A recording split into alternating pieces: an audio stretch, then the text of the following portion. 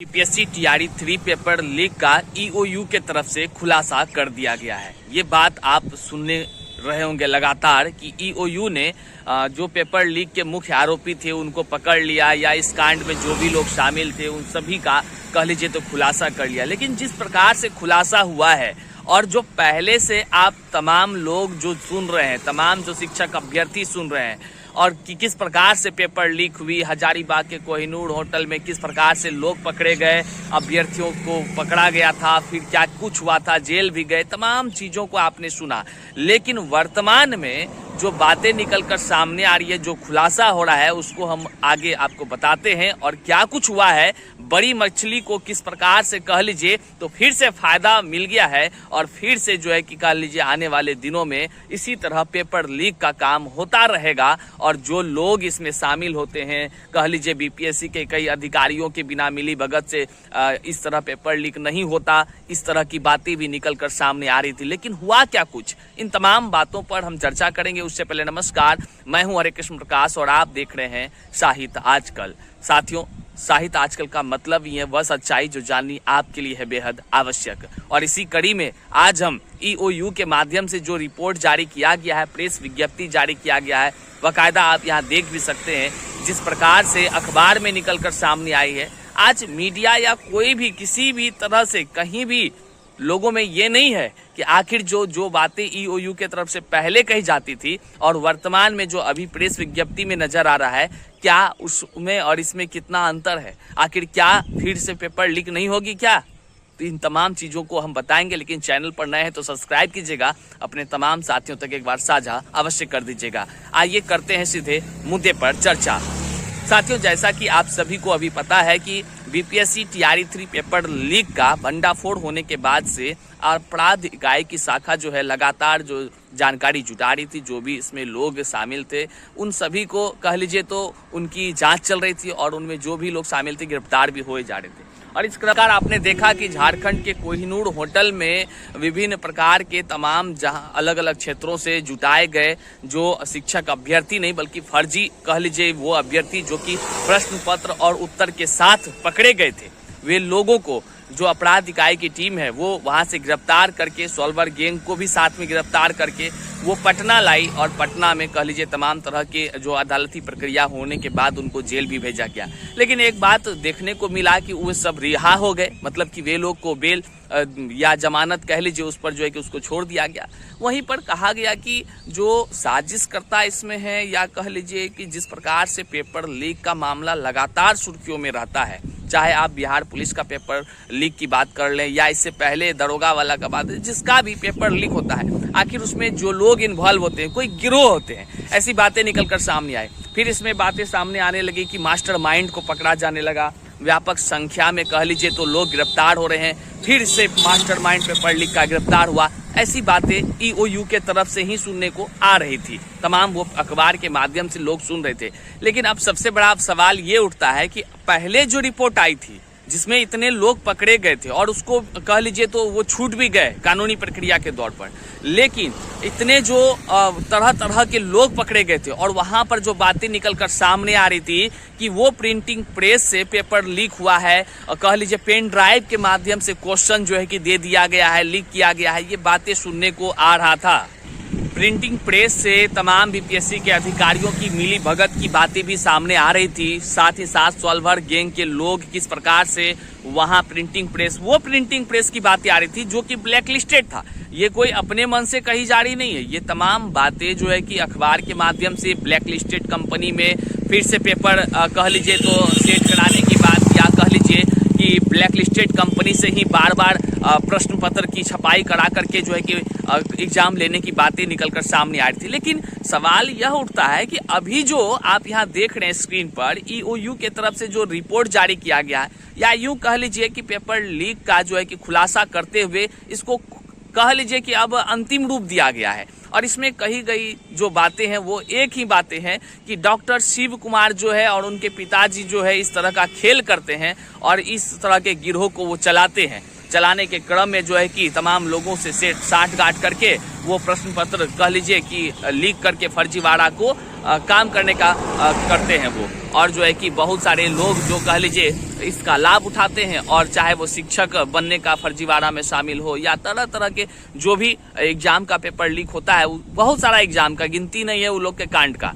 तो इस तरह टोटल ओवरऑल अगर आप देखेंगे तो ये कही गई कि अभी जो आप यहाँ देख रहे हैं EOU के रिपोर्ट के अनुसार, उसमें ये बातें कही गई कि शिव कुमार जो है, जो डॉक्टर शिव कुमार है, वो तमाम परीक्षाओं के प्रश्न पत्र लीक करने का सरगना है।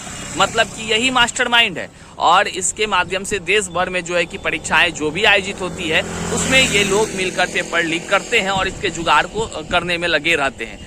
और इसमें ये कही गई कि प्रश्न पत्र निकलता है, कोरियर कंपनी जो है कि उसका स्टाफ सब मिला जुला रहता है, फिर वहां से जाता है, रास्ता में जो है कि एक होटल के पास रुकता है, वहां पर स्कैन कर ली जाती है क्वेश्चन को, और फिर जो है कि कह लीजिए इस तरह पेपर लीक होता है, कोहिनूर होटल ले जाया जाता है, रटाया जाता है। देखिए कहीं ना कहीं आप तमाम जितने भी लोग इस वीडियो को देख रहे हैं, इससे पहले जो बीपीएससी टीआरई 3.0 जब से एग्जाम हुई उसके बाद से जो कह लीजिए फर्जीवाड़ा का बात निकलकर सामने आया, लगातार वो खुलासे आए, तो परत दर परत सब खुलासा था। और आपको भी पता होगा, वो सारा घटना आपको पता होगा, आपने हर वो चीजों को सुना होगा, आपको अभी भी याद होगा किस तरह से सारी बातें कही जा रही थी। लेकिन जो ये रिपोर्ट और प्रेस विज्ञप्ति के अनुसार से है, इसका मतलब साफ है कि डॉक्टर शिव कुमार और उसके कुछ सहयोगियों को जो है कि इसमें आरोपित, मुख्य आरोपित बनाया गया है। और वो तमाम कह लीजिए जो लोग फर्जीवाड़ा करते हैं, देखिए एक परीक्षा का पेपर लीक हो तो चलिए हाँ, एक व्यक्ति के गलती से हो गया होगा,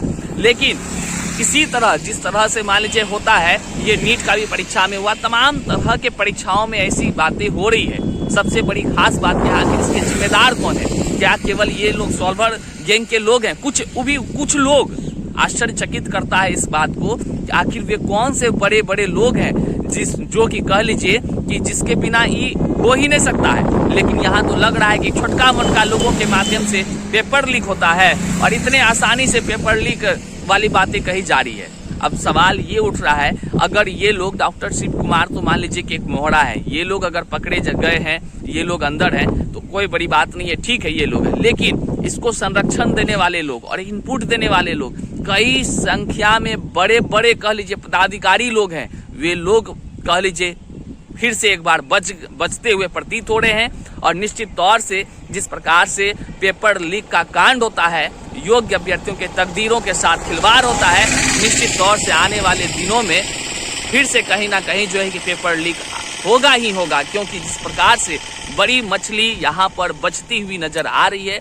तो वह दिन दूर नहीं आने वाले तमाम प्रतियोगी परीक्षाओं में, क्योंकि मनोबल बढ़ जाएगा। इस तरह मनोबल बढ़ता है और लोग जो है कि कह लीजिए फिर से फर्जीवाड़ा में शामिल हो जाते हैं, और निश्चित तौर से तमाम योग्य अभ्यर्थी दर दर की ठोकरें खाने को ललायत हो ही जाएंगे आने वाले दिनों में। अब आपके नज़र में क्या कुछ आता है? क्या लगता है आपको बड़ी मछलियों को बचाया जा रहा है? बड़ी मछली कहने का मतलब है कि बीपीएससी के तमाम वो अधिकारी, मैं एक बात बताना चाह रहा हूँ, मेरा कोई आरोप नहीं है, बीपीएससी के तमाम वो अधिकारी, क्या जो गोपनीय बातें उनके पास रहती है, क्या वो गोपनीय बात आम लोगों तक पहुंच जाती है?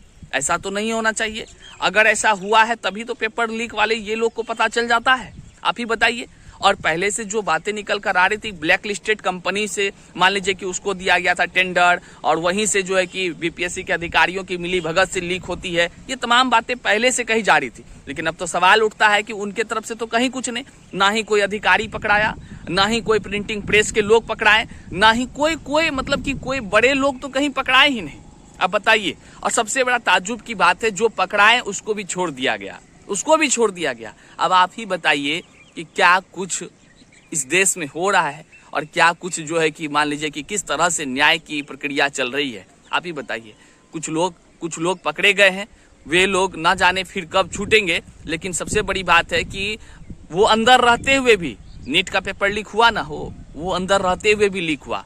तो इस तरह कहीं ना कहीं यह तो स्पष्ट नजर आ रहा है कि EOU की जांच में भले जो भी कुछ आया हो वो खुलासा किया हो, और तमाम तरह से प्रेस विज्ञप्ति भी जारी करके खुलासा कर दिया है, लेकिन इनके ही तरफ से जो है कि पहले भी कही जा रही थी, एक से एक मास्टरमाइंड पकड़ाए, बड़े बड़े अधिकारियों से पूछताछ होगी, जो बीपीएससी के कंप्यूटर्स का भी जांच होगा। लेकिन वो सब कहाँ चला गया भाई? वो सब कहाँ चला गया?